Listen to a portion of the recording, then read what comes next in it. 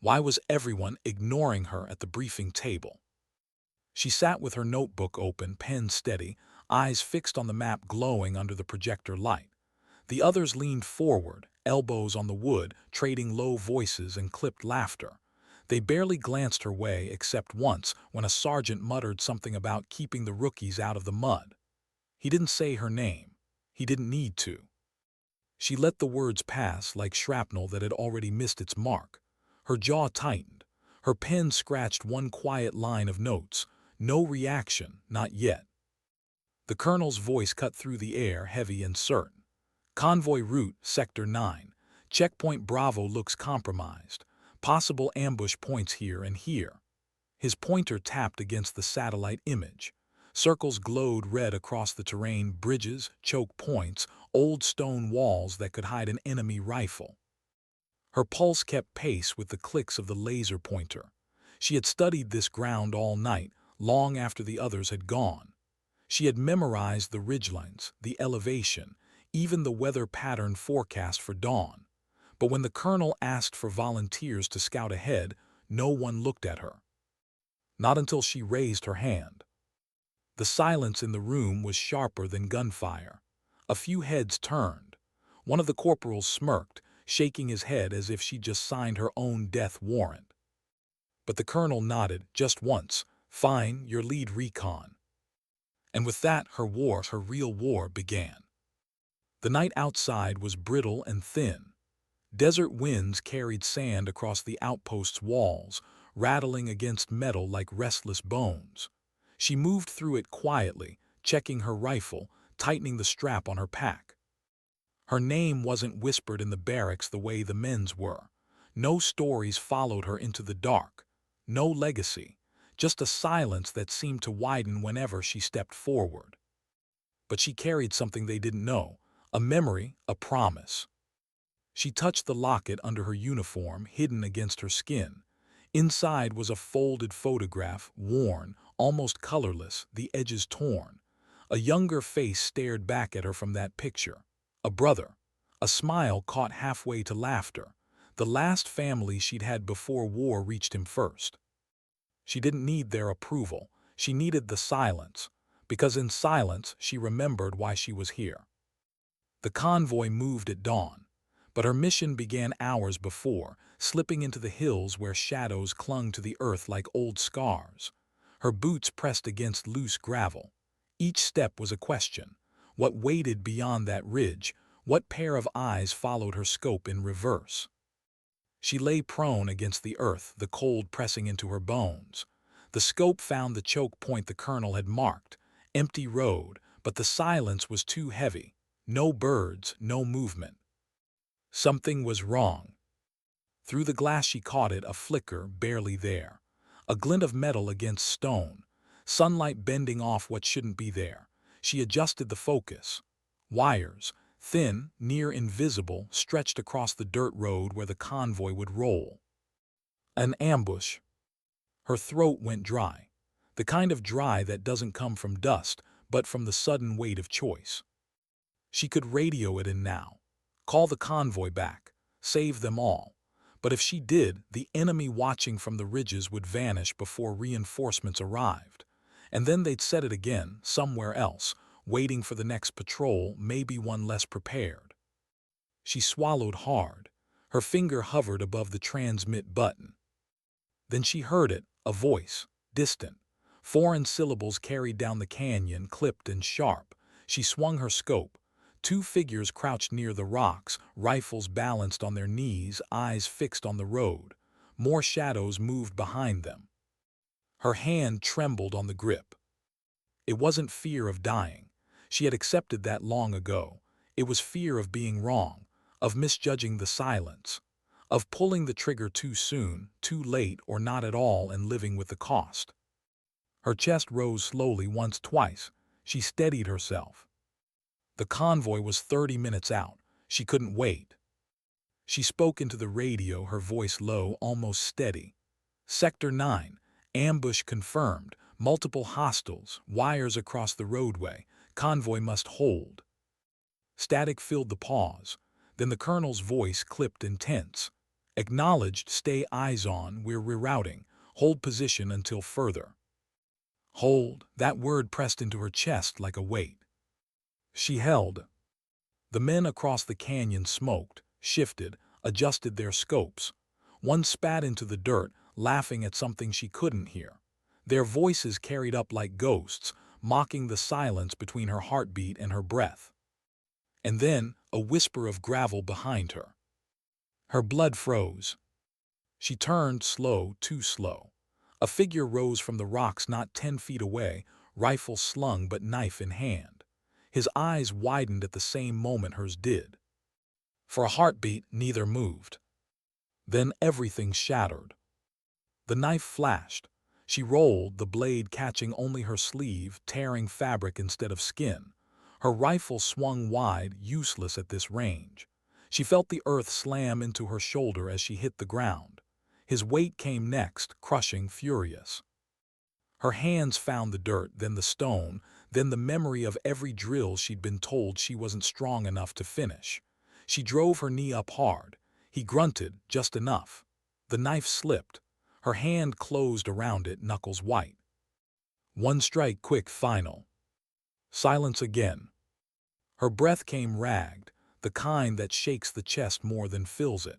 She pushed his body aside, staring at the blood that stained the rocks. Her hands trembled even as her training told her to strip his gear, hide the evidence, keep watching the road. She did it anyway, because she couldn't let her hands decide, not yet. The convoy never arrived. The colonel had rerouted them miles away. But she stayed, watching through her scope as the enemy packed their gear, muttering curses into the wind when no convoy came. She memorized their faces, their habits, the way one of them limped slightly, the way another favored his left side, details that would matter later. When the sun finally broke over the ridge, she stood. Dust coated her uniform. Blood smeared her sleeve. No one would ask what had happened up there. No one would care that she had waited in the dirt while the others rolled safe on clean roads. But she knew. And when she walked back into the outpost, eyes hollow but steady, someone finally noticed. Not with words, not with praise, just a silence, a different kind of silence this time. One that held respect, even if it would never speak it aloud. What they didn't know was the hardest part hadn't happened yet. Because she had seen the man's eyes just before the end, and they weren't angry, they were afraid. And that fear had followed her back, crawling into the corners of her mind. She didn't sleep that night. She lay in her bunk, staring at the ceiling, listening to the wind scrape the walls. And in that endless dark, a thought whispered, "What if I'm not who I think I am?" Why couldn't she forget his face? The knife fight was over, the blood had dried, the convoy was safe. But long after, when the camp lay hushed in midnight stillness, she still saw him. The eyes, not wild with hate, not sharpened by rage, just wide, just human. Fear. She rolled onto her side in the cot, arm tucked under her head, but it didn't matter. His gaze followed her into every angle of the darkness, and with it came the sound not of his knife, not of the scuffle in the rocks, but of his last breath. Short, thin, fragile. She pressed the heels of her hands against her eyes until stars burst behind her lids. Still there, still him. She whispered, almost a prayer, almost a curse, "Don't let me forget why I'm here." The next morning the outpost felt heavier. Soldiers shuffled through the mess hall, some laughing, some silent, some trying too hard to appear untouched. War left marks on everyone, but each man carried them differently. A sleeve tugged down too far.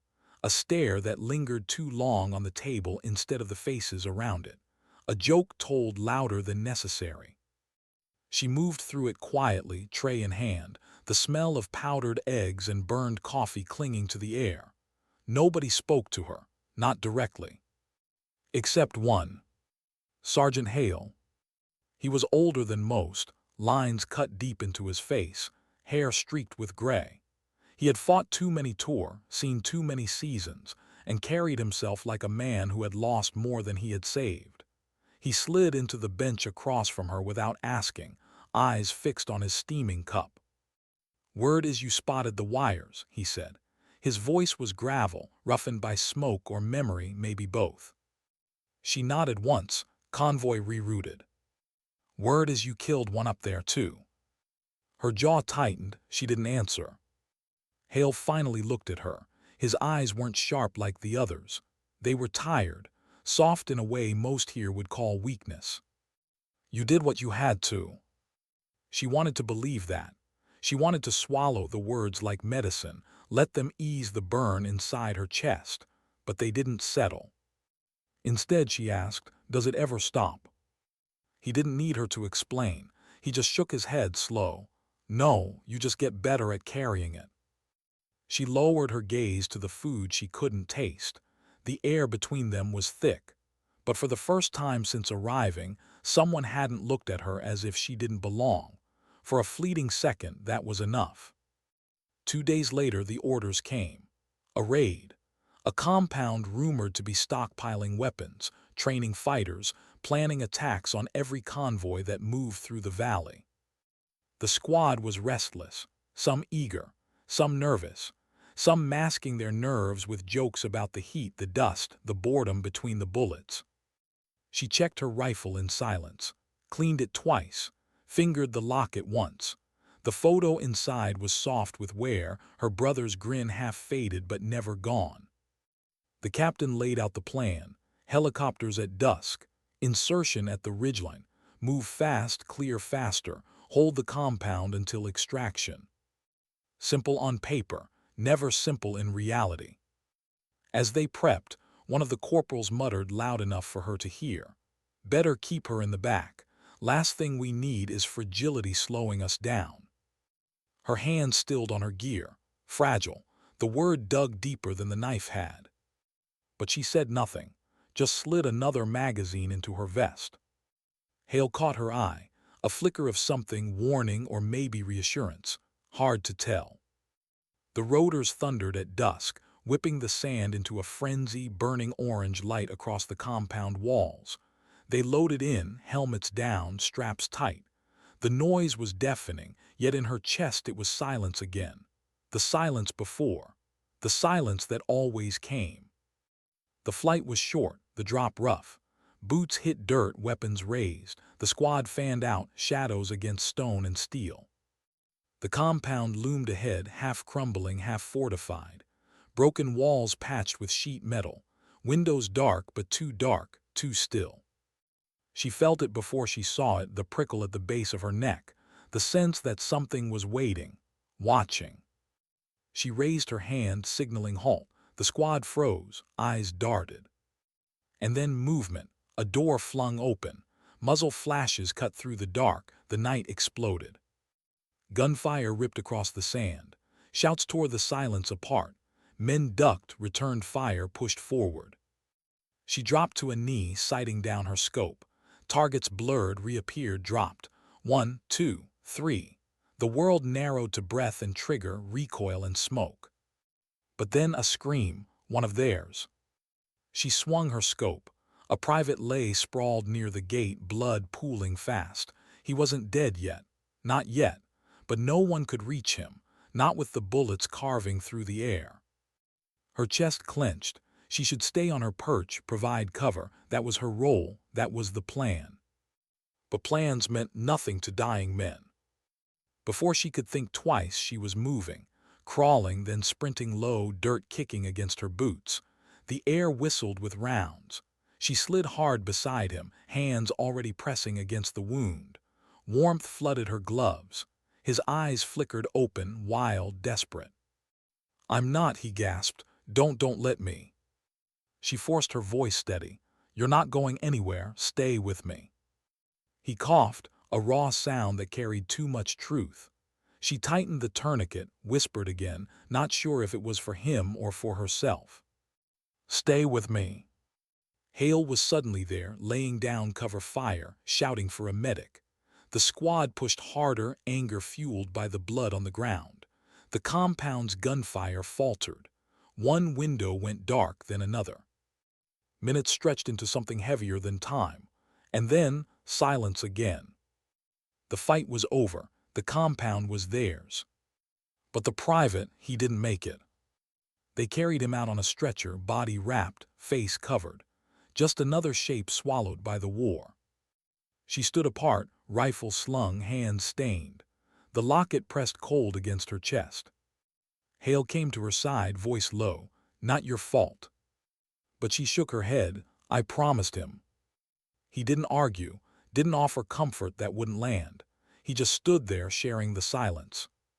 That night, after the compound was secured, she wandered its broken halls. The walls were scarred with bullet holes, the floors slick with dust and blood, and in one corner, behind a rusted door, she found something she hadn't expected.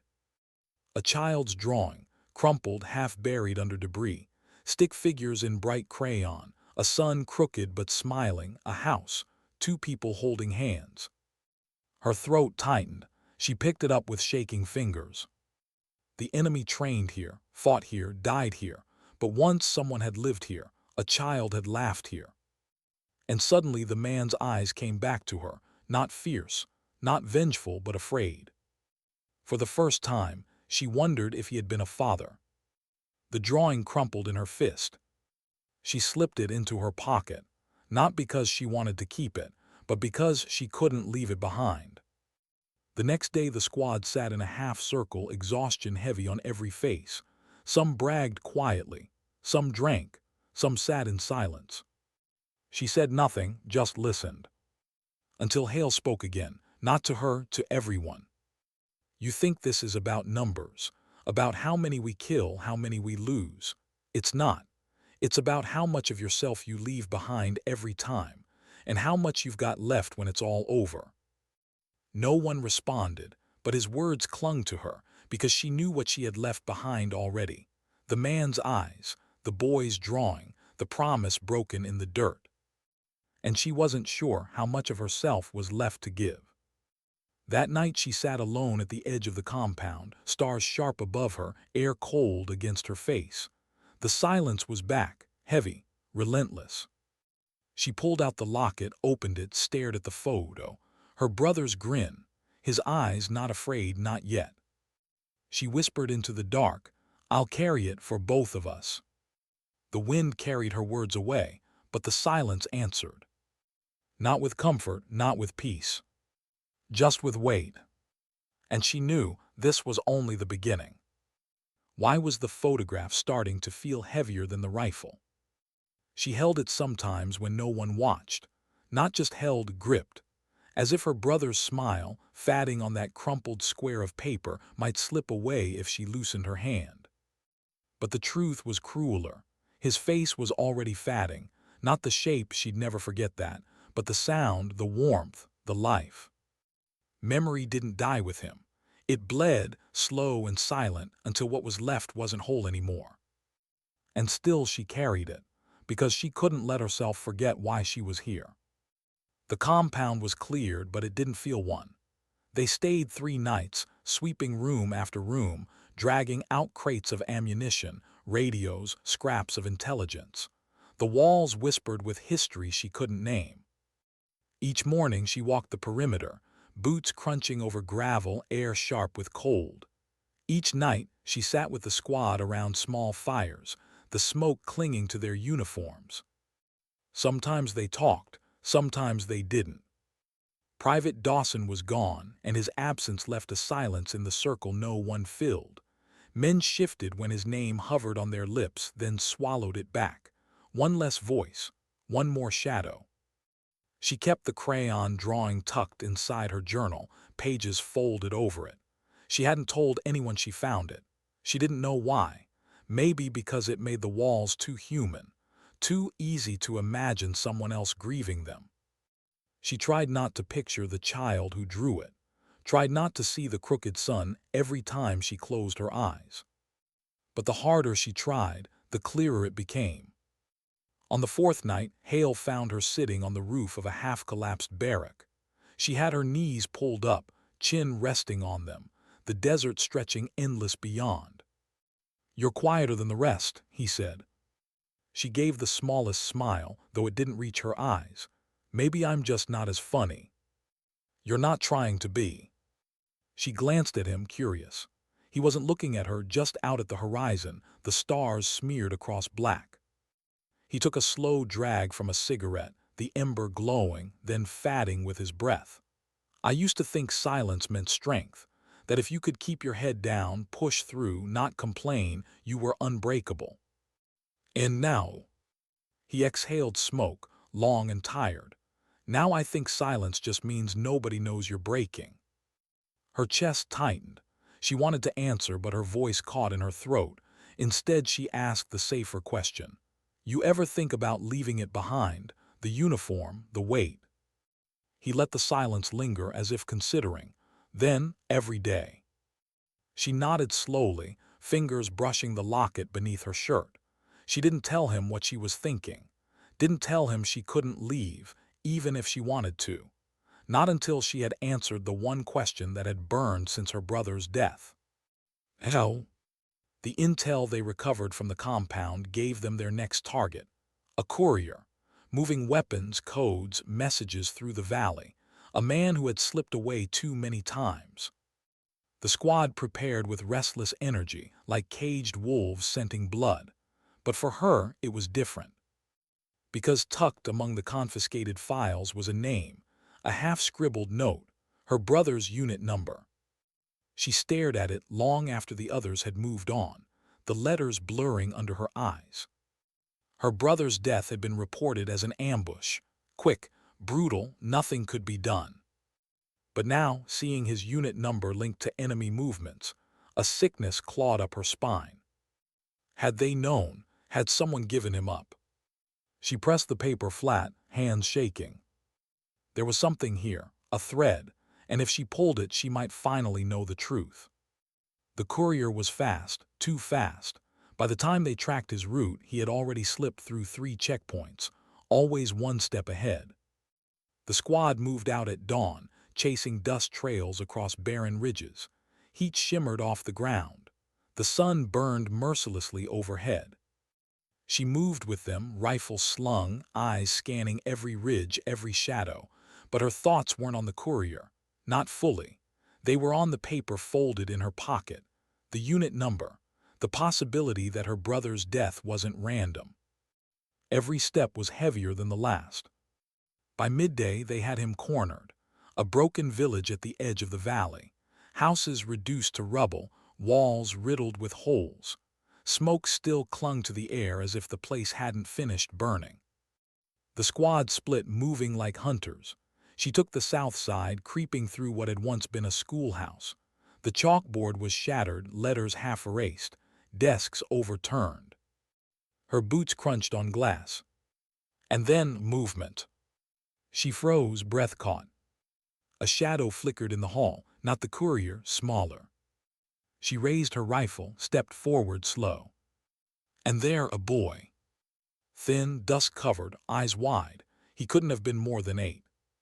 The rifle trembled in her hands, not because he was a threat, but because he was. The boy froze, staring at her. She stared back. Her pulse roared in her ears. Then he darted, gone in an instant, slipping through a crack in the wall.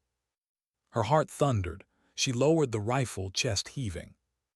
Children didn't belong here, and yet everywhere she turned they appeared, in drawings, in rubble, in memory. She swallowed hard and pushed on. The courier was caught an hour later, dragged out from beneath the collapsed roof of a house. He fought, but not well, not like a soldier, more like a desperate man who had run too long. When they searched him, they found more than codes and maps. They found photographs, stacks of them, families, soldiers, prisoners, some marked with numbers. Her chest went cold. She sifted through them, fingers trembling, and then she froze. Her brother. Not smiling, not alive. Captured, bound, eyes hollow, face gaunt. The photo shook in her hand. Her knees nearly buckled. Her brother hadn't died in an ambush.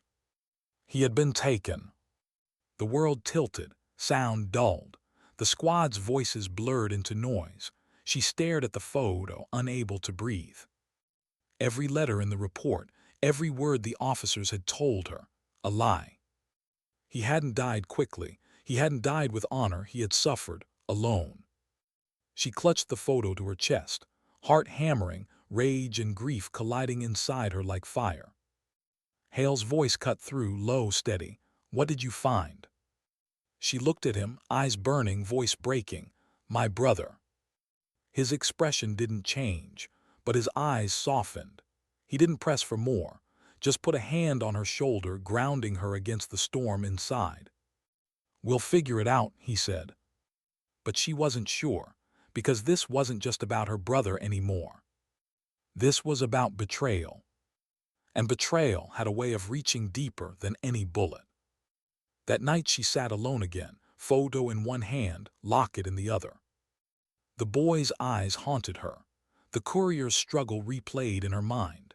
And beneath it all, her brother's face stared back, gaunt and broken, from the photograph she could barely hold steady. Her silence wasn't strength. Hale had been right. Her silence was breaking her. She whispered into the dark, voice raw. "I'll find the truth. I'll carry you out of this, I swear it." The stars above didn't answer. The wind didn't shift. But inside something had. The war was no longer just hers to endure. It was hers to uncover. And she knew, whatever truth lay ahead would hurt more than any bullet. Why did the photograph feel heavier than her weapon? She sat in the dim glow of a lantern, the camp quiet except for the hum of the generator and the distant crack of desert wind against steel. The photo trembled between her fingers. Her brother's eyes stared back, hollow but alive. Captured, forgotten. Alive once, dead now. Her stomach twisted. The official report had stolen his truth, and now she was the only one who knew it. The only one who could carry it. She closed the locket over the photo, pressing it hard enough into her skin to leave a mark. At dawn, the squad was restless again. Orders had come down. They were to escort the captured courier back to base for interrogation. But not everyone agreed on how long he would live once they arrived. "He's not making it past the tarmac," one corporal muttered, shoving extra rounds into his vest. "Too much blood on his hands." Another soldier spat into the dirt. Waste of time dragging him this far. She said nothing, just checked her rifle, fingers moving automatic, her mind elsewhere. Hale noticed, he always did. "You found something in those photographs," he said, voice low, meant only for her. She met his gaze. For a moment she considered telling him that her brother hadn't been killed in an ambush, that someone somewhere had let him be taken. But the words stuck in her throat. She wasn't ready, not yet. "Just faces," she said. "Too many faces." Hale studied her for a beat longer, then gave a slow nod, as if he knew there was more but wouldn't push. That silence was both comfort and weight. The convoy moved out mid-morning. Sun high, shadows sharp, the air vibrating with heat. Trucks rattled down broken roads, dust clouds rising behind them. The courier sat in the back, wrists bound, eyes darting. He wasn't silent. He muttered constantly under his breath, words in a language she didn't fully understand, but tone carried more than words ever could. Pleading, fear, and something else, anger, sharpened not at them but at someone unseen. She sat across from him, rifle across her lap. Their eyes met once. For the briefest second she thought she saw recognition, not of her but of the photograph she carried.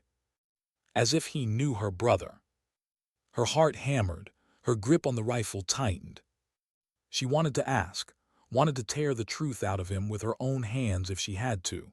But before she could, Hale tapped her boot, a small shake of his head. "Not here, not now." The road ahead was long, and danger had a way of finding them first. It came 2 hours later. An explosion split the world in half. The lead truck lifted, twisted, then came down hard in a storm of fire and metal. The convoy scattered, men shouting, weapons raised, dust choking the air. She hit the ground, ears ringing, rifle clutched tight. Her vision swam, heat searing her face.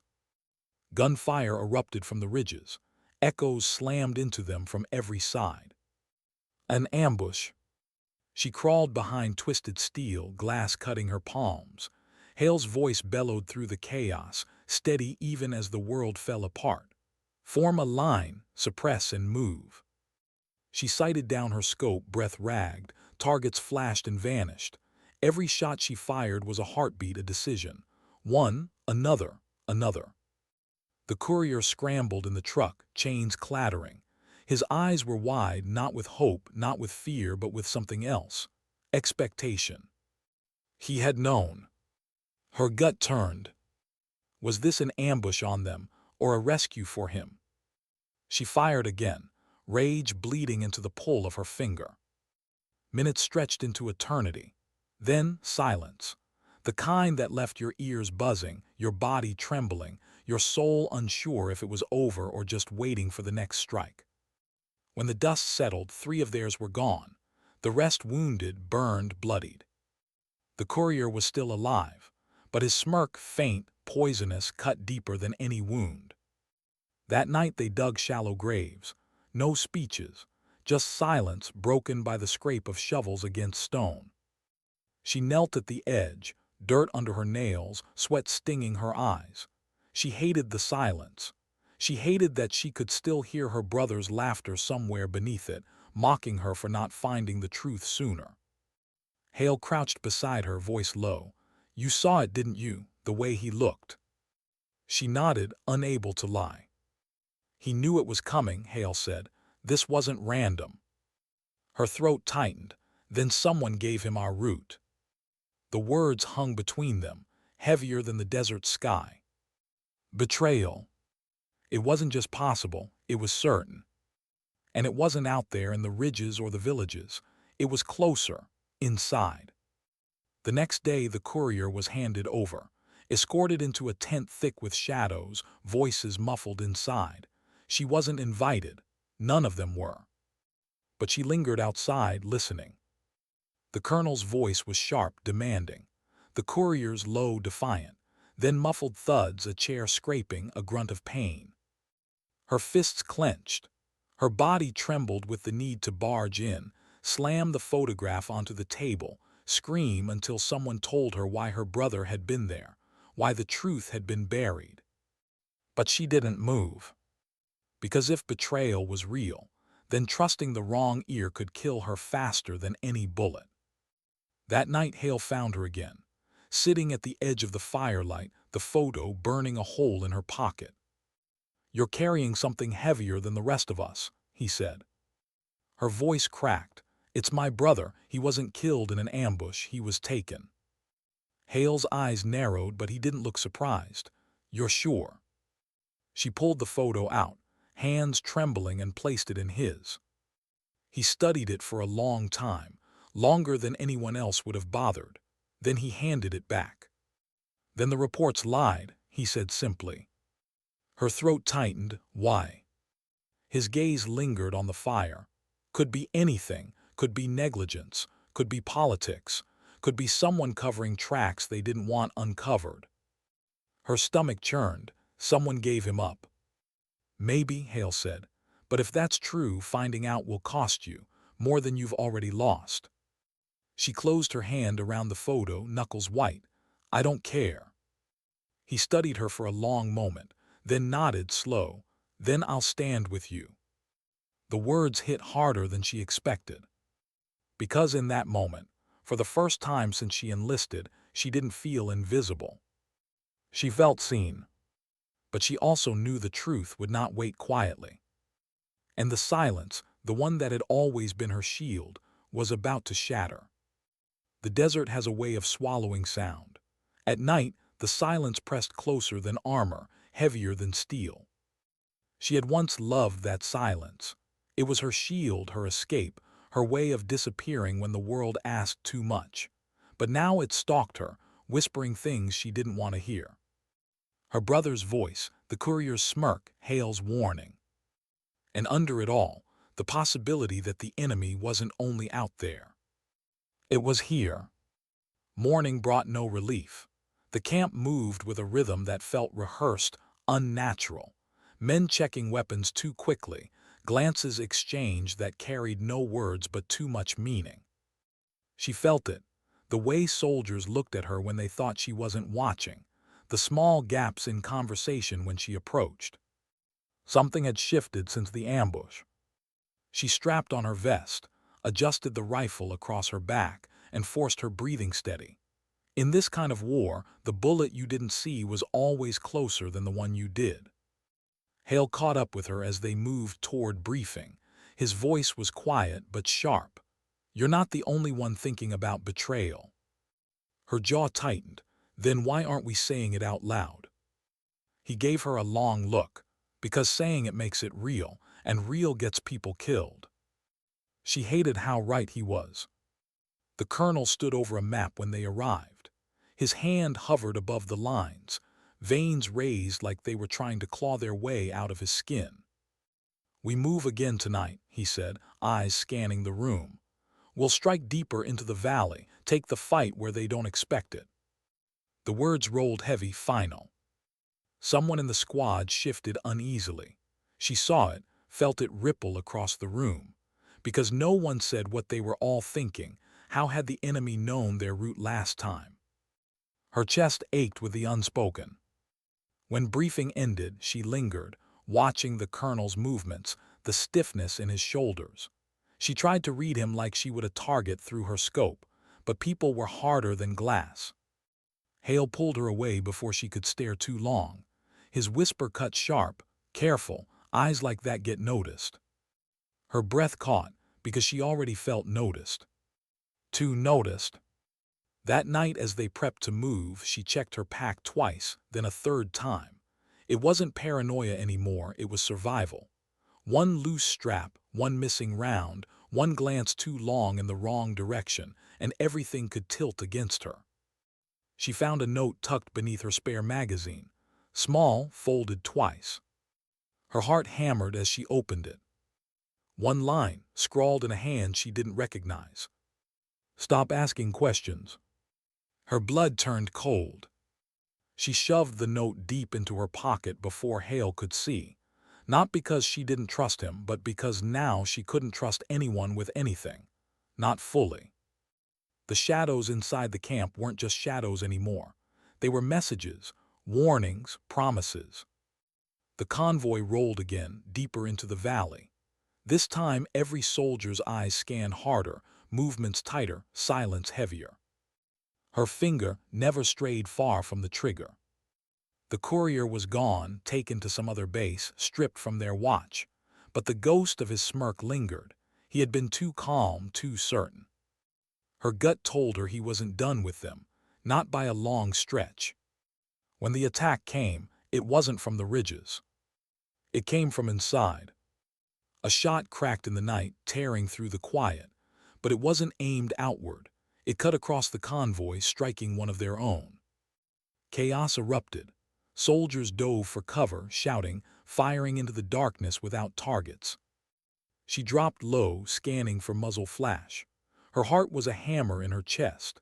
And then she saw it, the glint of steel inside the convoy, not outside. Friendly fire, except it wasn't friendly. It was execution. Her throat locked. Her body moved before thought could catch it. She raised her rifle, sighted, and shouted, "Hold fire." Her voice sliced through the chaos, sharp, commanding. For a moment it worked. Men froze, confusion crackled in the air. And then silence again. Not the silence of safety. The silence of fear. Because now they all knew. The enemy wasn't only out there. When dawn broke, the truth was harder to hide. One soldier dead, another wounded, not from ambush, not from crossfire, from inside. But the official report, already drafted by the colonel, told another story. "Insurgent sniper," it read, "attack from ridge." Her fists clenched so tight her nails drew blood. Hale cornered her later, voice low. "You saw it too." She nodded once. "You gonna let it go?" he asked. Her voice was a whisper, but it carried weight enough to split the air. "I can't." He exhaled slowly, like he'd been waiting for that answer. "Then be ready. Because the moment you start pulling on this thread, it won't stop unraveling.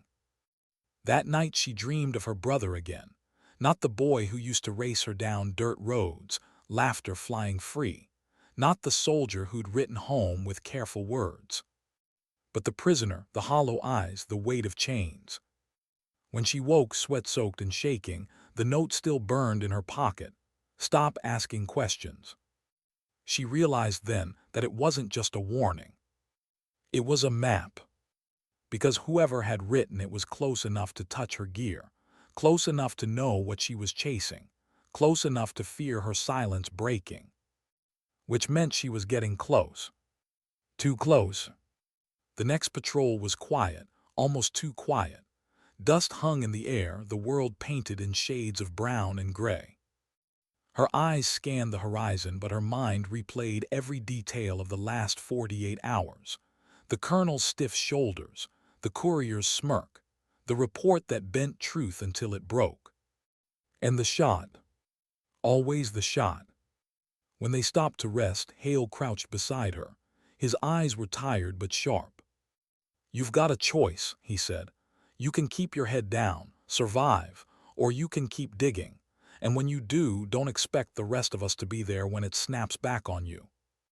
Her voice cracked. "Would you be there?" He held her gaze, long, hard, and then he looked away. "I don't know," he admitted. It hurt more than if he'd said no. Back at camp, she sat with her rifle across her knees, the firelight painting her face in flickers. She thought of her brother, of the promise she had made when she enlisted that she would carry his name, his weight, his silence until it broke her. And now she understood. It was the enemy's fire she feared. It was the shadow inside her own camp. And she was going to drag it into the light. Even if it killed her. Why was the colonel's tent guarded at night? That question clawed at her every evening, pulling her from shallow sleep. A single canvas shelter, lit faintly from within, guarded like a vault. Soldiers rotated in pairs, standing stiff, rifles loose but ready. No one questioned it, not out loud. But she couldn't stop questioning. Because her brother's last letter, the courier's smirk, the falsified report, they all led back to one man. The one standing in front of that map, drawing lines like they were destiny. The colonel. She waited for the camp to thin. Soldiers drifted into sleep, one by one, the weight of exhaustion finally winning against the hum of suspicion. She sat by the fire, rifle across her knees, pretending to clean it. Every scrape of the brush against steel masked her heartbeat. She kept her head low, but her eyes never left the guards outside the colonel's tent. The moon shifted higher, the watch changed, and she saw it a moment, barely a gap, less than 10 seconds, but enough. She stood casual, stretching her back, then drifted toward the supply racks, each step measured, each breath silent. Her body felt like glass about to shatter. The guards didn't look her way, not once.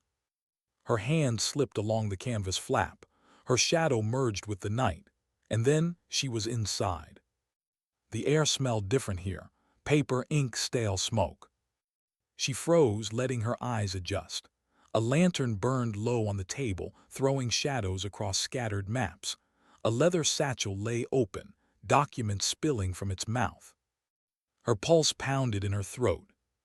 She moved closer, careful, her boots whispering against dirt. Fingers trembling, she lifted the first page. Not supply lists, not troop rotations. Prison transfers. Dates, names, locations.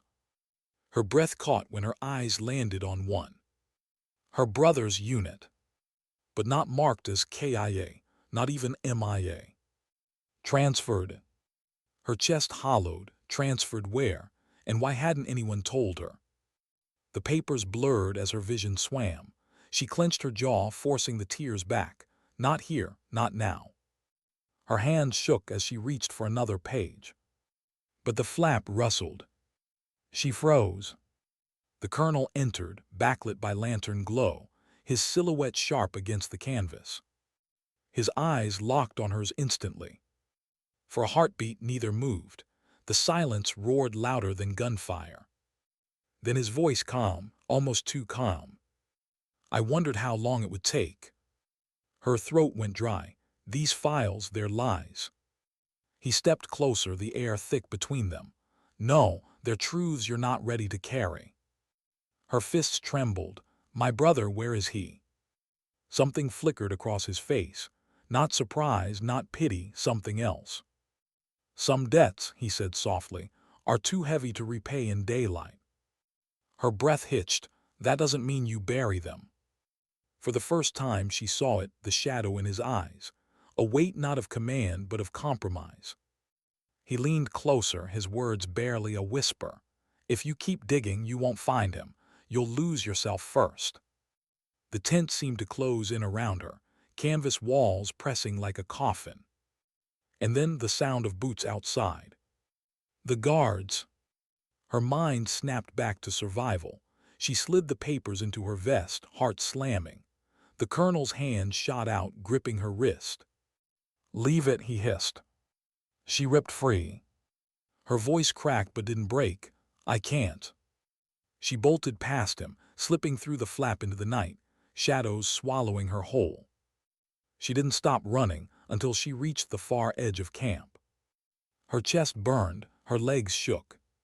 She dropped to her knees, pulling the papers free. Fingers clumsy, she spread them across the dirt, lantern glow from the perimeter lights just enough to read. Names, codes, numbers that meant nothing until one did. A facility, hidden, not on any map. And marked beside it in the same ink as her brother's name, alive. Her stomach lurched, her hands pressed to her mouth to smother the sob. He wasn't dead. He was out there. And the colonel knew. Dawn bled across the horizon like a wound that wouldn't close. She sat in her bunk, papers hidden deep inside her gear, her mind torn between fire and ice. Part of her wanted to storm the colonel, demand every truth, tear the lies open until there was nothing left. But another part whispered caution, because she wasn't the only one watching him.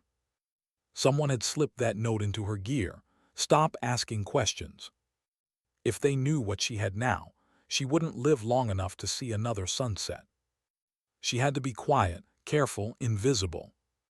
The way she'd always been underestimated. Fragile, forgettable, overlooked. Maybe that was her shield. Maybe that was her weapon. The patrol rolled out again, dust choking the morning light. She sat in the convoy, rifle across her knees, staring at the horizon. Every bump in the road jostled the papers hidden against her chest. Each vibration reminded her of the weight she carried, not just of truth, but of choice. Hale sat beside her, arms crossed, watching her like he already knew. Finally, he leaned close. You found something. Her head snapped up. What makes you think that? His mouth curved, not quite a smile. You're breathing different, like the world shifted and you're trying to keep it inside. Her throat tightened. She almost told him, almost handed him the weight. But then she saw it, the way his eyes searched hers, not just for truth but for leverage. And suddenly, she didn't know if he was the one who had left the note. She looked away. You're imagining things.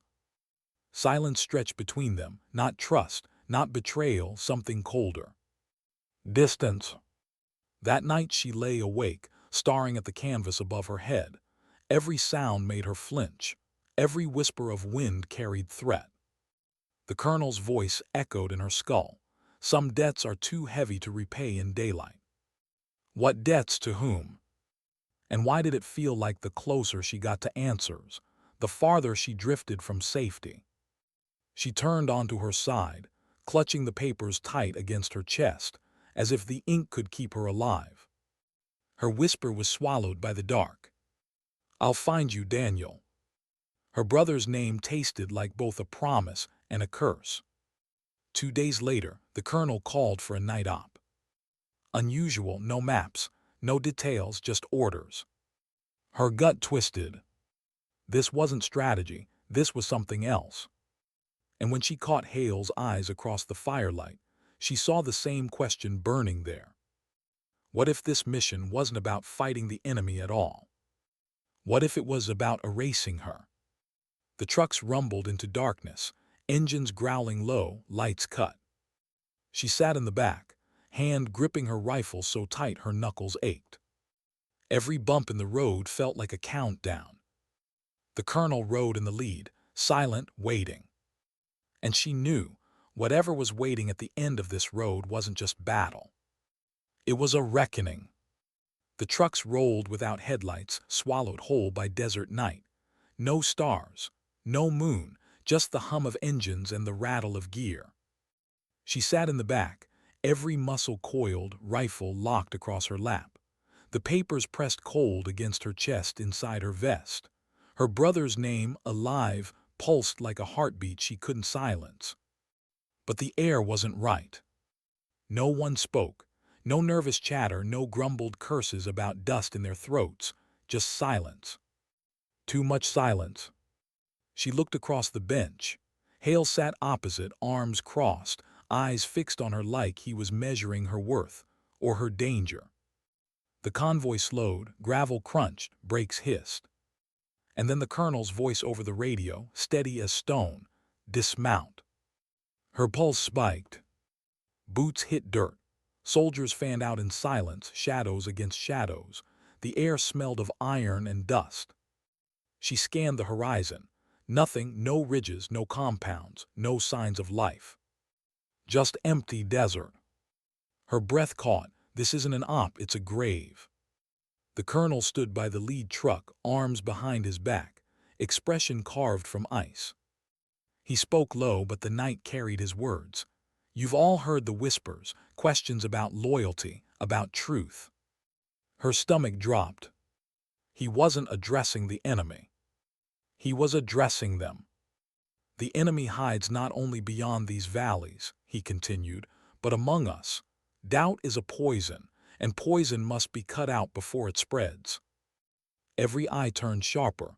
The silence grew heavier. She knew. This wasn't about insurgents. This was about her. Her hand twitched toward her rifle. But Hale's eyes met hers and something passed between them. A warning, a plea, maybe both. The colonel stepped closer, his shadow stretching long in the lantern glow. We will prove loyalty tonight, one by one. Her throat tightened. A soldier stepped forward. He was young, barely more than a boy, freckles lost in the lantern light. The colonel handed him a sidearm. Prove it, the colonel said.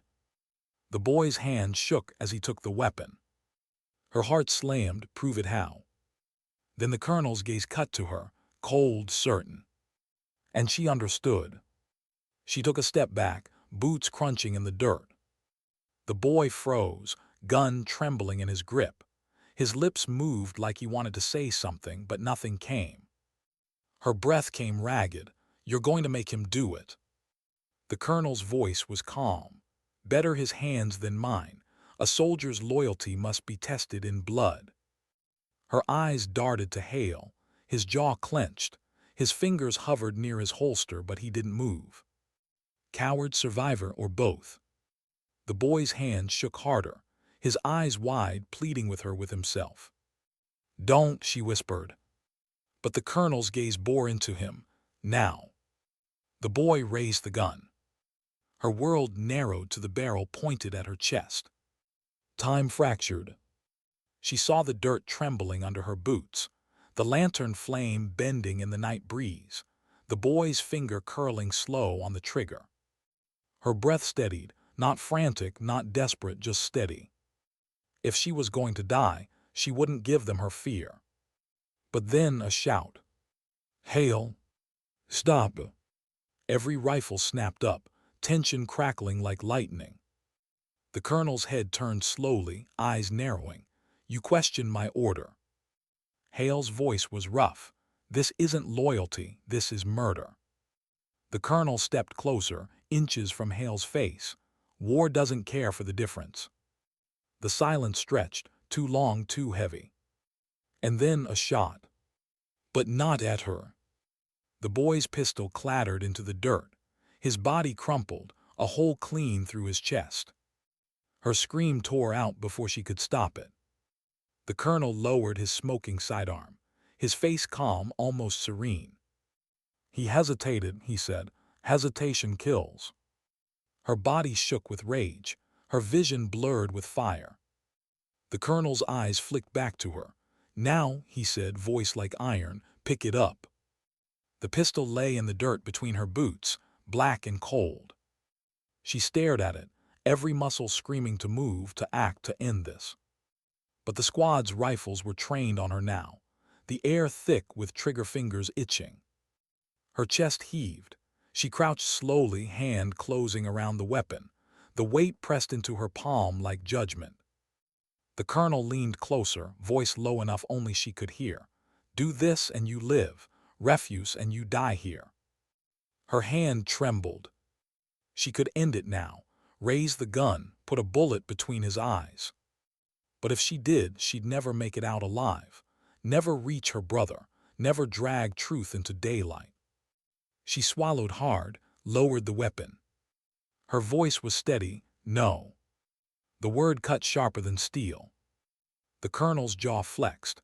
He studied her for a long, dangerous beat. And then he smiled. Not warm, not kind. Predatory. Then you've made your choice. The squad broke down camp by dawn, moving as if nothing had happened. The boy's body was left in the dirt, unmarked, unspoken.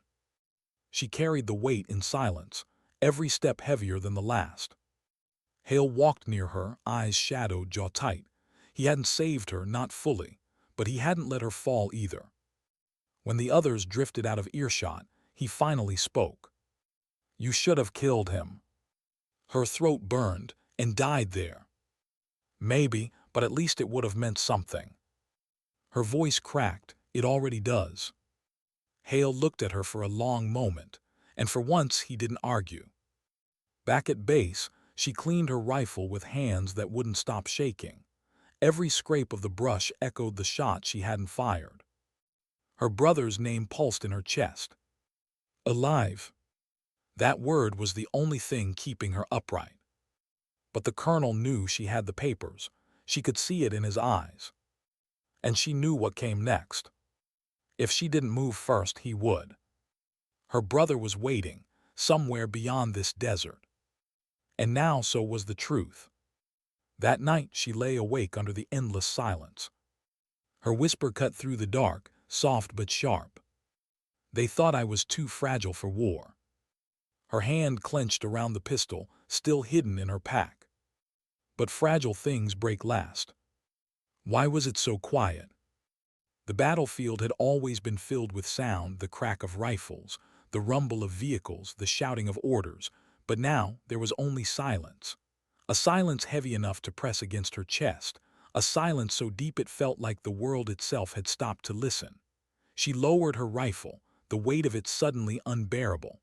The smoke drifted slowly, like a curtain falling on the last act of a play that had cost too many lives. She blinked through the haze, bodies, wreckage. The ground itself seemed scarred with memory.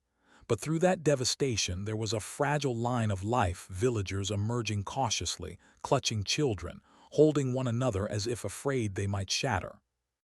And she was still standing, but inside she wasn't sure what standing meant anymore. A medic brushed past her, murmuring something she couldn't catch. His hands were red with blood that wasn't his own. Another soldier limped by, eyes vacant, holding a helmet that no longer had an owner. For a moment, she wanted to stop them, to ask if they'd seen Alina, if the sniper who had fought beside her was still breathing. But she didn't. Maybe she was afraid of the answer. Her radio hissed with static. Then a voice broke through, calm but tired. Mission accomplished. Extract in 15. Mission accomplished. She almost laughed. 2 words that sounded neat and clean, but nothing about this was neat, and nothing about it was clean. She crouched down, touching the ground where a shell had torn the earth wide open. The dirt crumbled between her fingers. She thought of the boy in the village who had given her that carved wooden token weeks ago, a simple thing, a charm against fear. She had kept it tucked inside her vest, close to her heart. She felt for it now, fingers trembling, and found it cracked but still there. Why did it matter so much, this tiny piece of wood? Because it reminded her that even in places drowning in violence, people tried to hold on to hope. And maybe that was the whole point of why she was here, not medals, not missions, not orders, but the possibility that someone might live to carve another token, to give it to someone they loved, without fear. She stood again. Her knees ached, her shoulder throbbed from recoil, but she forced herself upright. Across the ruins, Alina appeared, walking slowly, face pale but alive. Their eyes met.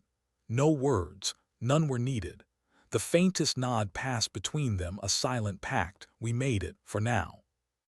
A transport hummed in the distance, the blades of the helicopter slicing through the air. Dust kicked up, stinging her eyes. Soldiers climbed aboard one by one, some supported by others, some carrying scars that wouldn't heal. She lingered at the edge of the landing zone. Her hand rested on the side of the chopper as the rotor wash whipped her hair into her face. She wasn't ready to leave. Not yet. She turned her gaze back to the village. Women were gathering buckets. Men were dragging debris out of the road. Children, barefoot, dirt-streaked, but alive, chased one another, laughter breaking out in small bursts like sunlight between clouds. It wasn't over. For them, it was just beginning. A question gnawed at her as she climbed aboard the helicopter. Had she done enough? Could anyone ever do enough in a place where loss outnumbered victories? She strapped in, rifle across her lap, and stared out the open side. The ground shrank away, the village becoming a fragile dot on a scarred landscape. She felt a hollow ache. Leaving always hurt more than staying. The man across from her, Ramirez, his arm in a sling, caught her eye. He whispered almost to himself, "I don't think I can explain this to my little girl." His voice cracked, rough as gravel. "She'll ask why we had to fight. What do I say?" Her throat tightened. She wanted to give him an answer, something simple, something comforting, but she couldn't. Instead, she reached into her vest, pulled out the cracked wooden token, and pressed it into his hand. He frowned at it, confused, but when his fingers curled around it, she saw his shoulders ease just a little. "Tell her," she said softly, "that sometimes the world is broken, but people try anyway, and that's enough." The helicopter tilted, banking toward the horizon. The sun was setting, bleeding gold across the clouds. She closed her eyes, the sound of the rotors fading into a rhythm like a heartbeat. For the first time in weeks, she allowed herself to breathe without armor, without walls. Just breathe. Later, much later, when the reports were written and the medals pinned, when the news cycles twisted the mission into something simpler than it had been, she would remember this silence. Not the firefights, not the orders, but the silence after, when all that was left was the choice of how to carry it forward. She stood again in her mind in that ruined village, in that exact moment when a child's laughter pierced the smoke. And she thought, maybe strength isn't about never breaking. Maybe it's about breaking and still choosing to return, still choosing to protect. The helicopter thundered on. The men around her drifted into exhausted silence. She leaned her head against the vibrating metal wall and whispered, barely audible, "Sometimes dignity doesn't speak, it simply acts." And with that, she let the silence take her.